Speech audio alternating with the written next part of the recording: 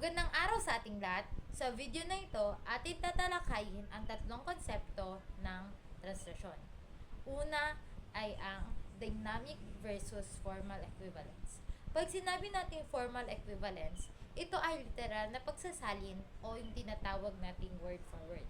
Halimbawa, sa Ingles ay I am tired. Kung sa formal equivalence at i-translate natin ito sa literal, sa Filipino, ito ay ako ay pagod. Kung titignan sa sentence na ito, guys, ito ay literal talaga. Habang sa dynamic naman, sa dynamic equivalence, ito ay hindi literal, pero pareho pa din ang ibig sabihin nito. Halimbawa, sa Ingles ay it's raining cats and dog. Pero kung sa Filipino naman ito, sa dynamic equivalence, kung i-translate natin ito, bumubuhos ang ulan. Hindi siya literal, pero naiintindihan natin kung ano ang ibig sabihin nito. Pangalawa, ang translatability at comprehensibility. Pag sinabi nating translatability, may kakayahan ng isang salita o idea na maisalin sa ibang wika. Ngunit, meron ding ibang salita na mahirap i-translate o mahirap intindihin. Halimbawa, isa sa mga halimbawa dito ang salitang kilig. Mahirap itong hanapin o mahirap itong i-translate sa English dahil wala itong eksaktong salita. Habang ang comprehensibility naman ay mas madali nating maintindihan ang salita.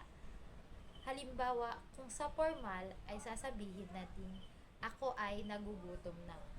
Ngunit, kung gusto nating mas gawin itong simple, ay sasabihin na lang natin, gutom na ako.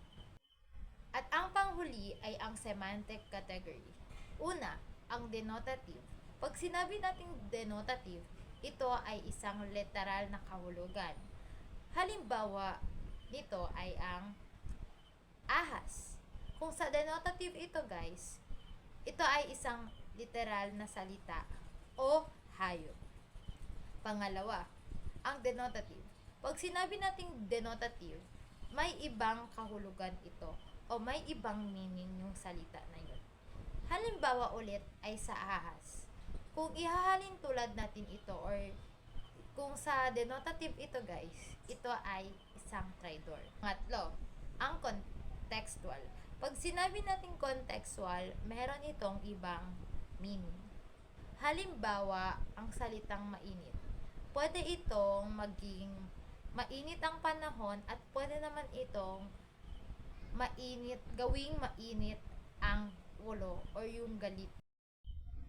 At ang panghuli naman ay ang figurative. Pag sinabi natin figurative, may malalim itong salita o yung tinatawag natin na hindi ito literal na salita. Halimbawa, ang ilaw ng tahanan. Kung i-translate natin ito into figurative, ito ay isang nanay. At doon nagtatapos ang aking explanation. Salamat!